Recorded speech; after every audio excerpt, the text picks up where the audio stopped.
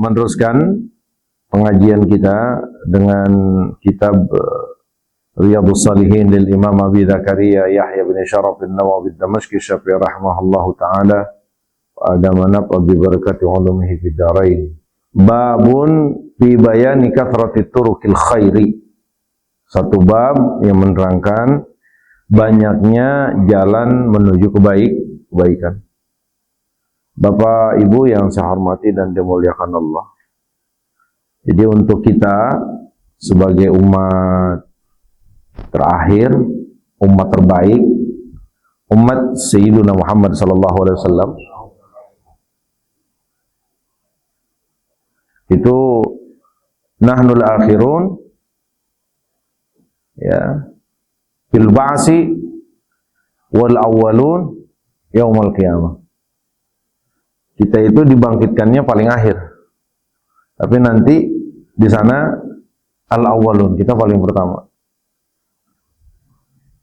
Jadi kalau antrian kita ini dikeluarkannya oleh Allah tuh paling akhir.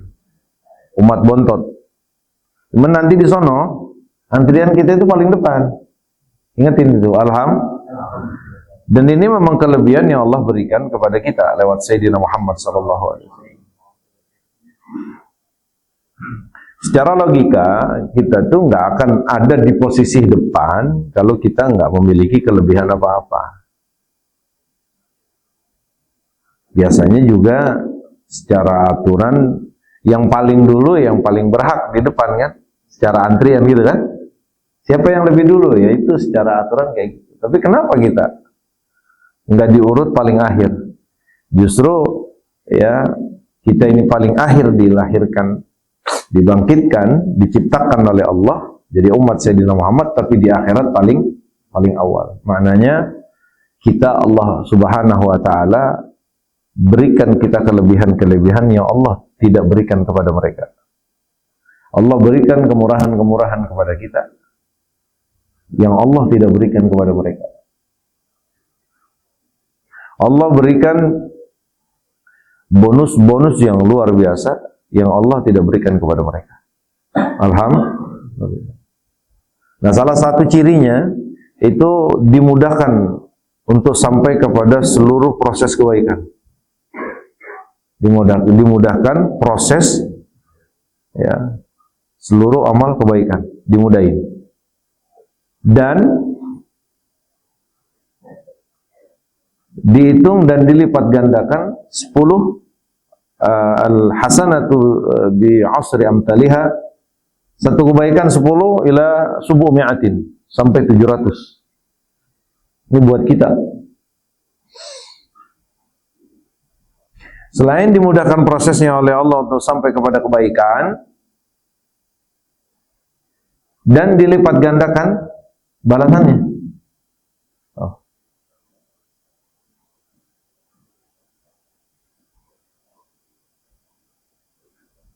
Kalau setiap orang ngelakuin kebaikan dibalasnya sama Allah 700, Pak. Jangankan yang usianya 100, 200, yang 1000 tahun juga bisa kalah sama kita yang usianya 60, 70, Pak. Ya contohnya malam Lailatul Qadar aja, Pak. Kalau dalam setahun saja, dalam seumur hidup aja sekali saja kita dapat malam Lailatul Qadar, berarti kan kita sudah dapat ya 1000 bulan yang ukurannya itu 84 tahun. Sekali aja dapat, Pak. Itu kita punya usia 84 tahun. Itu 84 tahun kurang lebih full semuanya penuh ibadah. Anggaplah benar kita saat Allah berikan usia 60 timbang 20, udah 100 tahun, Pak. Kita ngelakuin taat sama Allah dan itu dihitung kebaikan semua. Siapa yang sanggup lawan umat Sayyidina Muhammad sallallahu alaihi wasallam? Cuman memang lebih beratnya jadi umat Rasulullah itu hampir seluruh fitnah-fitnah ujian-ujian itu semuanya diturunin di kita. Sampai fitnah terbesar yang tidak ada seorang nabi ya mengingatkan kaumnya itu jatuh pada umat Sayyidina Muhammad, yaitu fitnah Dajjal. Makanya fitnahnya gede juga. Mudah-mudahan Allah lindungi kita, amin ya Allah. Babun fi bayani katrati turuqil khair. Qala Allah Ta'ala di surat Al-Baqarah, "Wa ma taf'alu min khairin fa innallaha bihi 'alim." Wa qala ta'ala, "Wa ma taf'alu min khairin ya'lamuhu Allah." Wa qala ta'ala, "Faman ya'mal mithqala dzarratin khairan yarah." Wa qala ta'ala, "Man 'amila salihan falinafsihi wa la yatu fil babi katsiratun." Yang diawali oleh Al-Imam Abu Zakaria Yahya bin Syaraf an-Nawawi Damashqi Syafi'i rahimahullahu taala dalam bab bayan kathratit turuqil khair, itu adalah firman Allah dalam surat Al-Baqarah, "Wa ma taf'alu min khairin fa innallaha bihi 'alim." Ini beberapa ayat, kalau salah satu ayat yang kita jadikan dasaran untuk membuat kita ini yakin, membuat kita ini semangat untuk melakukan kebaikan ya di hadapan orang banyak atau saat tidak ada ya seorang pun. Nah, ini ayat termasuk yang mengajarkan dan mendidik kita ikhlas dalam setiap aktivitas. Wa ma taf'alu min khairin fa innallaha bihi 'alim. Para orang tua, bapak-bapak, ibu-ibu, yang pertama, salah satu sifat Allah ya, itu adalah alim. Alim ya'lamu artinya tahu. Alim sigat mubalaghah yang artinya itu maha tahu. Nah, ini harus kita pahamin, Pak. Allah tuh maha tahu. Ya. Jadi tidak ada di kolong langit ini, di langit dan isinya, di bumi dan isinya. Jadi kalau bicara langit dan bumi, ya, kita termasuk di dalamnya. Kita termasuk di dalamnya. Ya, langit dan bumi. Langit itu ada 7 lapis, bumi juga ada 7 lapis. Nah, kita ini di bagian salah satu makhluk Allah Subhanahu wa taala yang namanya bumi.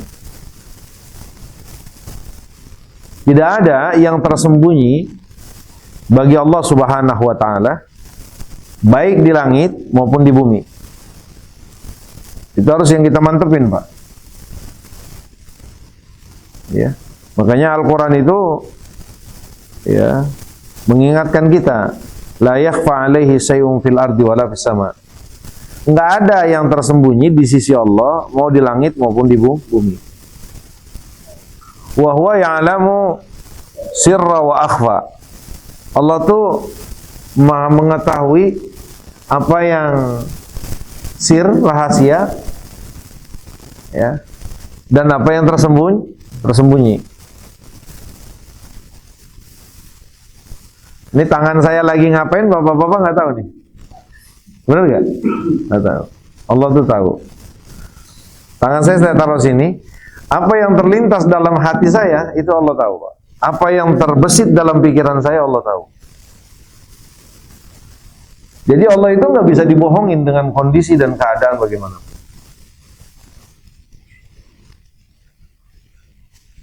Saya bisa ngelihat ke antum di mata, tapi hati saya ke sono. Itu nggak ada yang tahu kecuali Allah.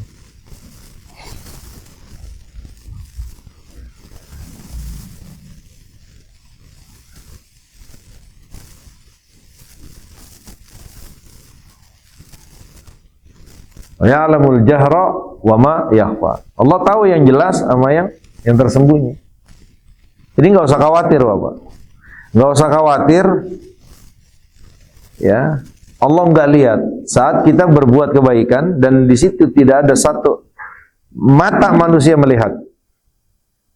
Nggak usah khawatir, karena Allah Maha tahu. Sama, jadi ini mengajarkan kita ikhlas, sadar akan kontrol Allah kepada kita, bahwa dimanapun, kapanpun, ya, kita akan bisa ikhlas, ya, karena Allah tahu. Kita sedekah saat semuanya orang tertidur. Allah tahu nggak? Tahu.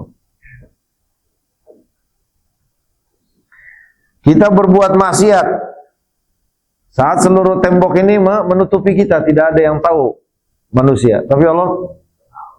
Nah itu kan, nah ini harus jadiin prinsip orang tua, bapak-bapak, ibu-ibu. Dengan begitu kita nggak akan sembarangan ngelakuin sesuatu, karena tidak ada sesuatu yang kita lakukan kecuali Allah tahu. Enak Pak, udah Pak, aman kita, tenang. Jadi kalau kapan-kapan sedekah nggak ada yang lihat, ya aman kita, karena Allah tahu. Tapi juga hati-hati, jangan karena nggak ada orang, sepi, kita berani berbuat curang. Karena saat manusia tidak bisa melihat kita, tidak tahu kondisi kita, saat manusia kita bisa tipu dengan tampang kita, kalau Allah nggak bisa ditipu. Karena Allah Maha tahu yang nampak dan yang tidak nampak. Yang nampak nih Pak, Allah tahu. Dan yang ada di hati kita juga Allah tahu. Nah kalau kita kan tahunya ini doang nih Pak, muka. Asal muka kelihatan nih kita senang, senyum, banyak duit nih, gitu kan? Kadang-kadang gitu. Ini orang sedih gitu kan? Ya Allah, ini orang mukanya khusyuk gitu. Makanya penilaian kita itu suka keliru, karena memang penilaian kita berangkat dari pengetahuan kita yang terbatas, yaitu lahiriah. Maka kita anggap ini orang mukanya brengsek amat ya, tapi ternyata orang baik kan? Oh ternyata orang baik, orang jujur. Atau sebaliknya, ya Allah ini orang tampangnya soleh banget tapi bajingan gitu kan? Benar gak? Nah kadang-kadang sebenarnya salahnya menilai kita itu adalah satu bukti akan keterbatasan kita, bahwa kita itu diberikan pengetahuan oleh Allah Subhanahu wa taala pada hal-hal yang hanya sekedar nampak, bisa dilihat dan bisa didengar. Nah kalau Allah ya'lamul jahra wa ma yakhfa, Allah tuh tahu yang nampak nih Pak, yang nampak. Mata saya begini, alis saya begini, semuanya mata saya gerak, mata saya yang lihat, kuping saya mendengar, itu semuanya Allah tahu. Ya'lamul jahra wa ma ya, dan yang tersembunyi. Maka Allah nggak bisa dibohongin Pak. Nah Rasulullah sebagai manusia, kalau Allah nggak kasih tahu sama dia nggak tahu. Makanya Rasulullah di dalam beberapa keadaan itu Rasulullah langsung dikasih tahu sama Allah.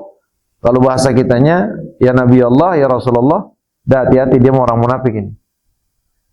Itu dikasih tahu sama Allah. Kalau enggak, Rasulullah nanggapnya baik aja, karena mukanya muka orang baik. Tapi akhirnya dikasih tahu sama Allah, ini munafik.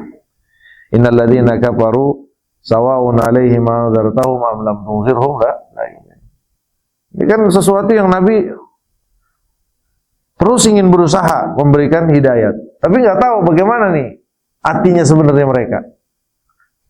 Ternyata hati mereka kafir. Ya. Manusia-manusia munafik yang ada di zaman Nabi memang lihatnya enggak, udah. Dia mau orang baik, pakaiannya sama dengan kita, sholatnya sama, ngucapnya Allahu Akbar juga fasih. Ya Nabi hukumin sebagaimana hukum yang nampak. Nah akhirnya kenapa Nabi tahu kalau dia munafik? Itu setelah Allah berikan tahu. Nah karena yang tahu wa ma'akhfa, yang tahu yang tersembunyi itu hanya Allah. Yakin ini Pak, ini dasaran buat kita agar kita ini yang pertama bisa ikhlas dalam melakukan segala sesuatu. Artinya tidak berharap pandangan orang. Mau dilihat orang ataupun tidak nggak jadi masalah buat kita, itu nggak jadi halangan. Karena dasaran saya atau pegangan saya, Allah itu maha tahu.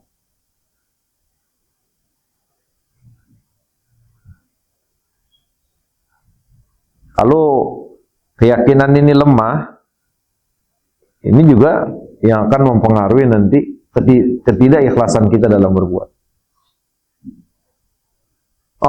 Malas nggak ada yang lihat. Gitu. Ayo baca Quran lah. Aduh malas nggak ada yang lihat. Gitu. Dia pikir kalau dia baca sendiri nggak ada yang tahu kan gitu. Nah, ingetin Pak, standar kita dalam melakukan sesuatu kebaikan, ingat, hanya Allah. Itu aja. Kalau pengen punya balasan di akhir, punya balasan baik di akhir, pilih aja itu Pak. Bapak mau balasan baik di dunia, apa balasan baik di akhirat? Kalau mau dan kepengen dapat balasan baik di dunia, ya silakan saja, lakukan aja lah, terserah. Tapi kalau kepengen punya balasan baik di akhirat dari Allah Subhanahu wa Ta'ala, maka biasakan untuk melakukan segala sesuatu kebaikan itu hanya karena Allah, hanya untuk Allah, jangan karena yang lain. Nah, ini dasaran alim. Wa ma taf'alu min khairin fa innallaha bihi alim. Nah, ini adalah prinsip-prinsip yang pertama harus kita ajarkan ke anak-anak kita. Maka Luqmanul Hakim, ya, rahimahullah radhiyallahu ta'ala anhu alaihi salam, dia ini yang mendasar yang beliau ajarkan kepada anak-anaknya, salah satu adalah prinsip ini. Nah, dimanapun, kapanpun, apapun dalam pergerakan hidup ini,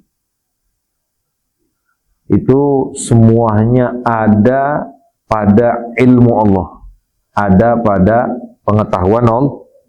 Jadi nggak ada sedikit pun yang silap. Gitu. Nah, itulah ilmu Allah. Nah, ilmu Allah itu sempurna, Pak. Kalau ilmu kita itu kan ilmu serba kurang. Tahu ini kagak tahu. Tahu ini kagak tahu. Kalau Allah tuh nggak ada yang kagak tahu. Semuanya maha tahu. Ingetin itu, Pak. Nah, ini prinsip yang pertama harus kita jadikan, ya, satu keyakinan mantap pada anak-anak kita. Apapun, dimanapun yang tergerak dalam kehidupan ini, semuanya ada pada ilmu Allah. Yang diraguin, Pak. Tahu, Pak.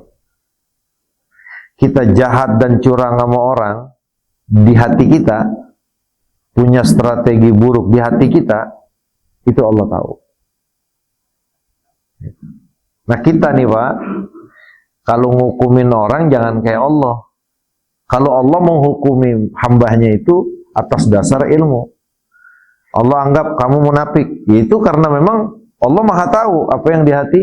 Nah, makanya kita ini dalam menghakimi orang, menghukumi orang itu nggak boleh kayak Allah. Pengertian nggak boleh kayak Allah, ya nggak boleh seperti Allah yang maha tahu. Maka itulah kadang-kadang kita ini suka menghukumi, ya, seakan-akan kita tahu hati, tujuan, maksudnya. Ya. Maka kita hanya diperbolehkan menetapkan satu hukum minaz zahir, dari yang nampak. Makanya satu sahabat Rasulullah perintahkan, ya, jangan perangi mereka hatta yashhadu an la ilaha illallah wa anna muhammadar rasulullah. Jangan perangi mereka sampai mereka yang mengucapkan atau bersaksi tidak ada Tuhan kecuali Allah dan Nabi Muhammad adalah utusan Allah. Sahabat bertanya kepada Rasulullah, ya Rasulullah, dia ngucapin syahadat, jadi pas mau dibunuh tuh, dia langsung bilang, asyhadu an la ilaha illallah, asyhadu anna muhammadar rasulullah.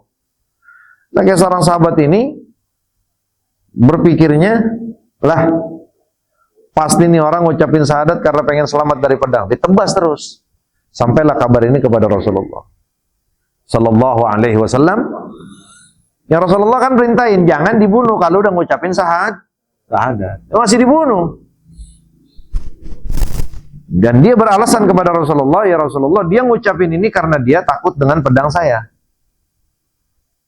Maka saya berikan hukum lawannya, itu tetap dibunuh. Kata Rasulullah, apalah syaqaqta sadrahu? Apalah syaqaqta sadrahu? Apakah kamu belah hatinya? Maknanya, abang lu tahu hatinya dia? Tuh, maka diomelin, Pak. Kata Nabi, kalau bahasa kitanya, apalah syaqaqta sadrahu? Apakah kamu belah tuh dadanya sehingga kamu tahu kalau dia ngucapin karena takut pedang kamu?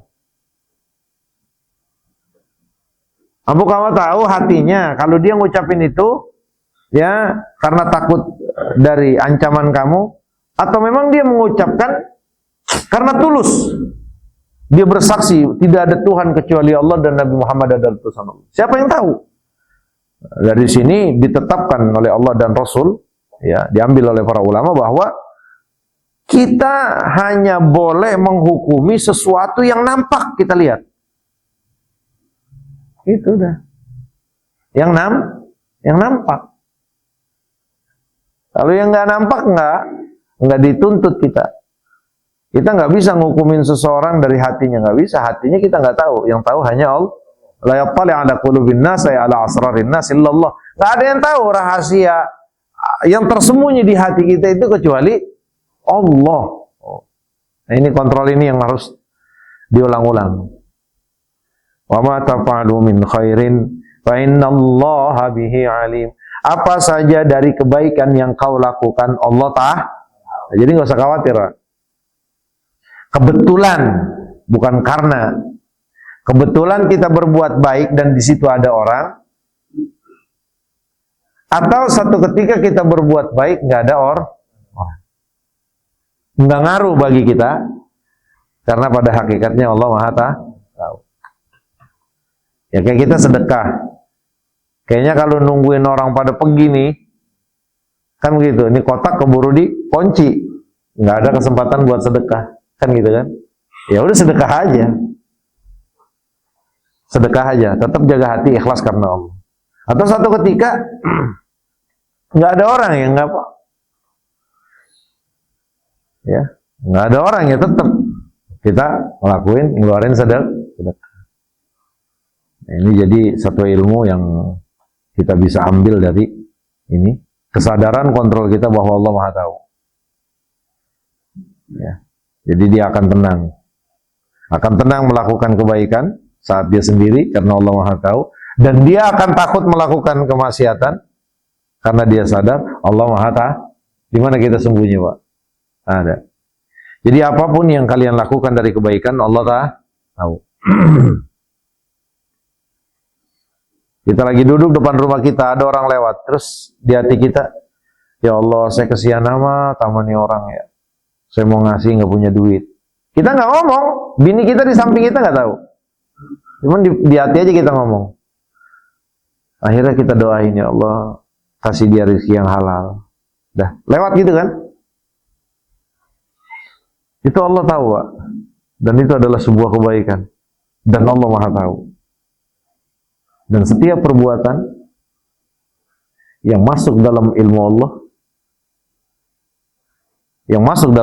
ilmu Allah, maka semua itu akan ada balasan. Ingat itu, Pak. Ini kalau saya ngambil air, saya taruh di sini, namanya ada kelihatan kan? Tapi ada perbuatan yang nggak kelihatan, Pak. Dan hanya Allah yang tahu dan kita. Artinya apa? Kalau saya contoh-contoh gitu kan. Insya Allah saya kalau sehat, saya mau berangkatin umroh seluruh jamaah. Tulus hatinya bener, Pak, dari hati.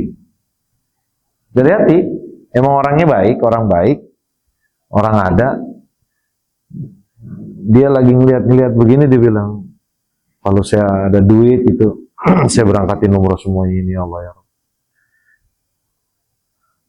Kejadian atau tidak, itu adalah amal. Dan itu sudah Allah Maha ketahui. Maka tidak ada apapun yang kita lakukan kecuali Allah tahu. Dan tidak ada satu perbuatan yang Allah ketahui kecuali akan disiapkan balasannya. Maka hati-hati.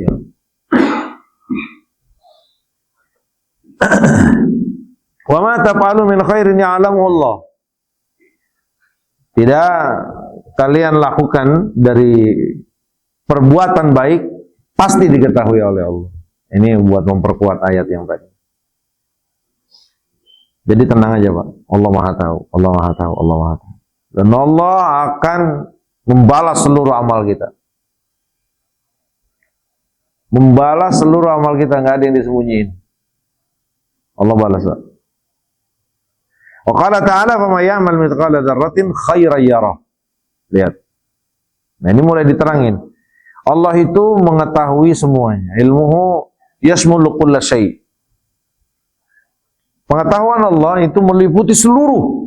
Nggak ada yang tersembunyi, nggak ada yang terselip. Maka perbuatan faman ya'mal mithqala dzarratin, siapa ya orang yang melakukan sekecil biji sawi dari kebaikan, dia akan lihat. Siapa orang yang melakukan keburukan sekecil biji sawi, maka dia juga akan lihat.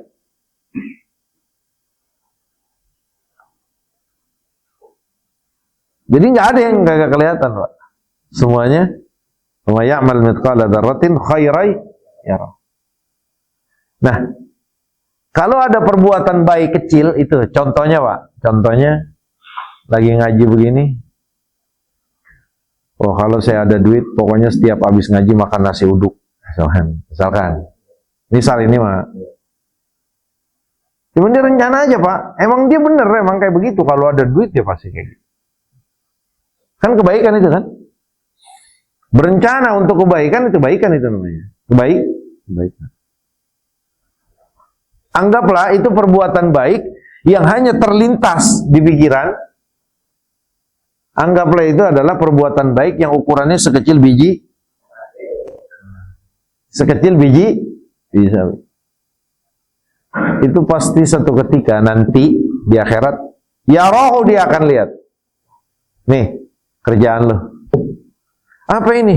Rencana kalau punya duit mau ngasih makan nasi uduk. Belum kita lakuin itu Pak, baru rencana. Sama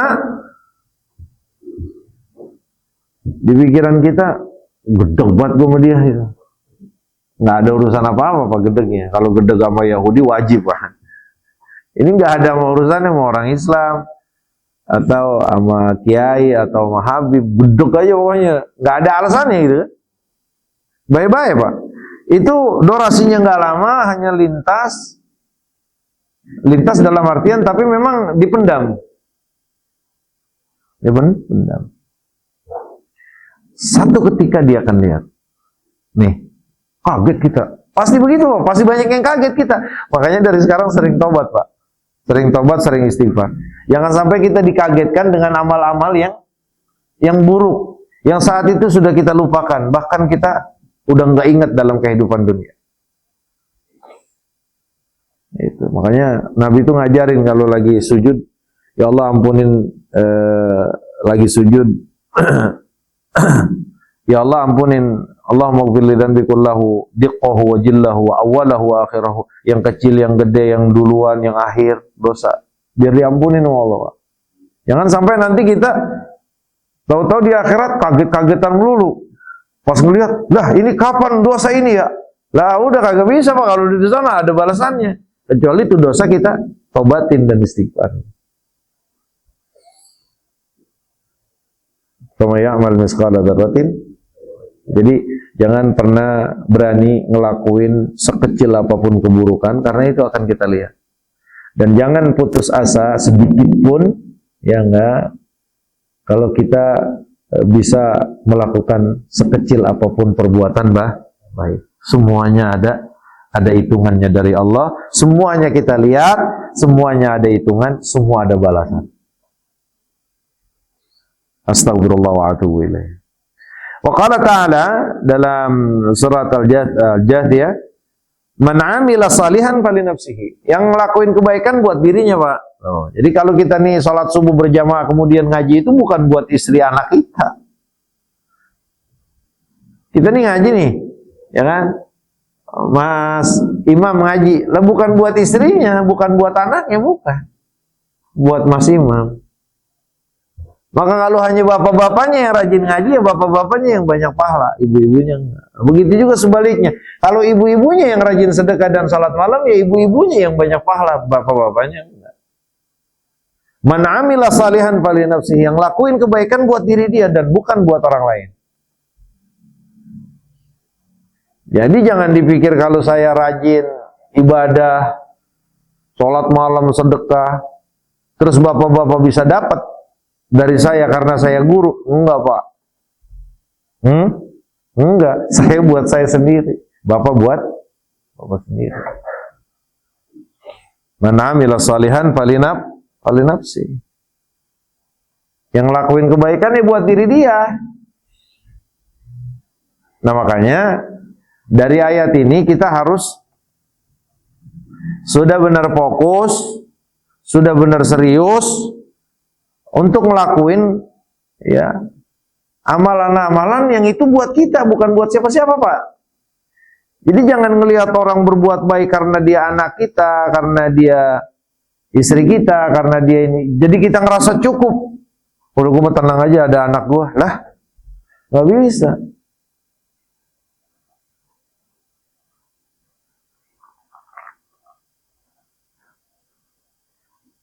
Itulah pengertian la yugni anki minallahi syai'a. Nggak bisa ada yang bantu kita, Pak. Nggak ada.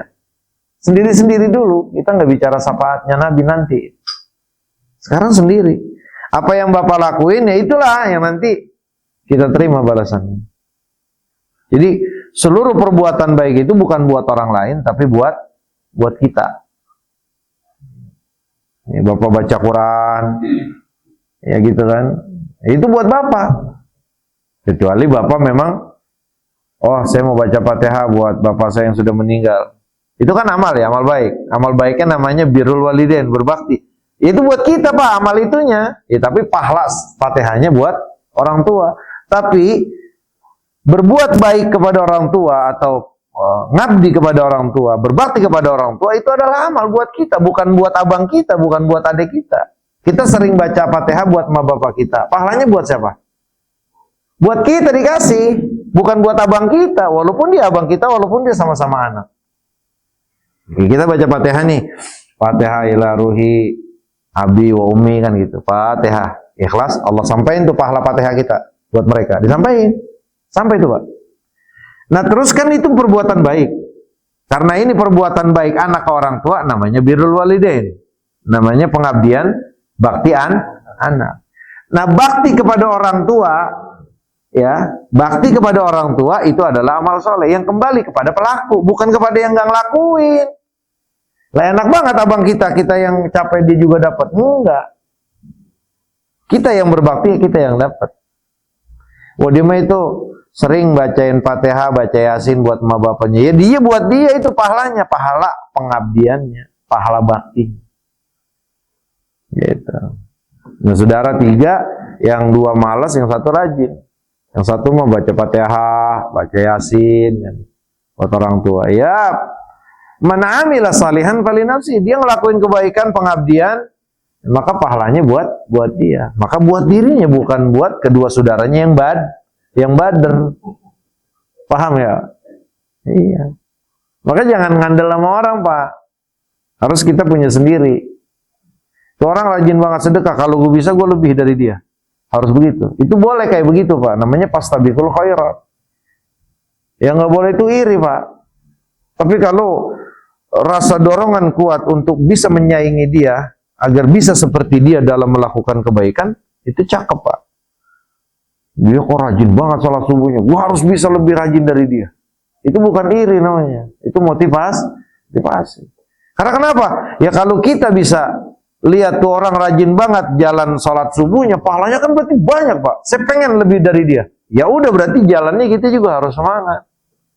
Kalau dia habis salat pulang, saya nggak mau pulang, ntar habis subuh. Habis salat saya baru pulang. Kalau udah matahari terbit, saya salat saya baru pulang. Saya harus lebih baik dari dia. Itu baru cakep, Pak. Jangan iri orang dihalang-halangin ke musola, jalanlah diserung. Nah, itu Abu Jahal itu, Abu Lahab itu. Abu Lahab, Abu Jahal itu. Nauzubillahi min. Man amila salihan fali nafsihi. Ya. Yang lakuin kebaikan ya buat dirinya sendiri, bukan buat orang lain. Makanya karena seluruh amal itu akan dikembalikan kepada pelaku, maka hati-hatilah dalam berbuat. Jangan sampai ada yang haram, ada yang Allah benci. Yang kedua, perbanyaklah amal soleh. Enak banget Pak kalau kita udah capek. Pas capek, kita masuk kamar kita, hasil dari capek kita itu kita dapetin. Itu luar biasa puasnya. Ini kerja kita dari pagi nih. Terus ada hasil. Artinya kita dapati semuanya hasil kerja kita, capek kita. Itu luar biasa bahagianya. Sama Pak. Nanti juga di akhirat kita ini sabar karena Allah. Kita lakukan yang diperintahkan, kita jauhkan yang dilarang. Terus kita sabarin diri kita. Kita ikutin kepengen Allah, cara Allah, aturan Allah. Sampai meninggal, nah baru kita bahagianya di situ. Oh bener wah ini. Ya Allah, tasbih saya nggak sia-sia, salawat saya nggak sia-sia, baik saya nggak sia-sia, doain saudara saya nggak sia-sia, apalagi sih kayak sholat dan yang lainnya, nggak sia-sia. Terima kasih ya Allah. Makanya kenapa banyak cerita itu orang-orang mukmin itu minta kembali lagi sama Allah di dunia, biar dia bisa menyempurnakan apa yang dianggap kurang, kan gitu. Kalau ini kan kita banyak masih leha-lehanya gitu nih ya, enggak? Kalau orang mukmin kan nggak ada lehanya Pak. Orang mukmin takwa nggak ada lehanya.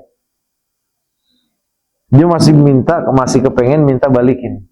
Artinya biar seluruhnya waktu ini dilakukan buat taat ibadah Allah. Saking bahagianya Pak. Saking bahagianya kenapa? Saking gede dan luar biasanya penghargaan yang Allah berikan kepada orang yang melakukan perbuatan baik. Nah, makanya udah kita gitu aja Pak. Kita lakuin aja. Buat apa? Buat akhirat. Buat akhirat. Buat akhirat. Ngelihatnya kapan? Nanti akhirat. Balasannya kapan? Akhirat. Nah jangan berbuat kebaikan minta balasannya di dunia Allah. Tahajud rajin, pengen dimudahin segala urusan. Nggak usah Pak. Nah, jangan kayak gitu. Nanti kalau Allah kasih di sini, di sana nggak? Mau begitu nggak? Jangan. Makanya sering kita sampaikan, dunia ini adalah daru amal, dunia ini adalah tempatnya berbuat, bukan tempatnya balasan. Nah akhirat tempatnya balasan, bukan tempat berbuat. Jadi kalau sekarang berbuat, gitu. Udah berbuat aja. Allah nyuruh salat kita, salat sunnah malam, salat aja. Ya Allah, aku salat. Udah salat aja karena Allah semuanya. Khusuin ibadah kita. Udah, nggak usah ngarep-ngarep. Saya pengen salat nih. Pengen kaya rasanya, bosan saya susah, ya elah. Bosan saya sakit, ya mau ngapain gitu. Ntar kalau sholat udah rajin-rajin kagak kaya-kaya, ngambek. Allah diambekin, ya Pak. Nauzubillahimin. Jangan lah ya. Sebentar Pak, kita nih sebentar dalam kehidupan dunia ini. Sebentar banget. Makanya kan saat Allah tanya ahli dunia, kita nih Pak nanti di akhirat. Emang kamu hidup di dunia berapa hari sih? Berapa tahun sih? Enggak, sebentar doang katanya. Saah, ya sejam 2 jam katanya. Coba. Sebenarnya ini nih Allah udah kasih pelajaran di Ashabul Kahfi. 309 tahun. Ashabul Kahfi saat ditanya, emang kamu labistum? Labisna yauman aw ba'da yaum. Kami itu tinggal di bang sehari paling, sehari paling. Padahal 309 tahun Pak. Coba bayangin Pak. Sebenarnya cerita ini dimuat oleh Allah Subhanahu wa taala agar kita bisa ambil satu pelajaran bahwa kehidupan dunia ini tuh sebentar Pak, sebentar. Kita nanti Pak, nanti pas di akhirat emang hidupnya berapa sih ya? Ya mau ba'da yaum. Ya paling setengah hari, 1 hari lah. Ya ba'da yaum.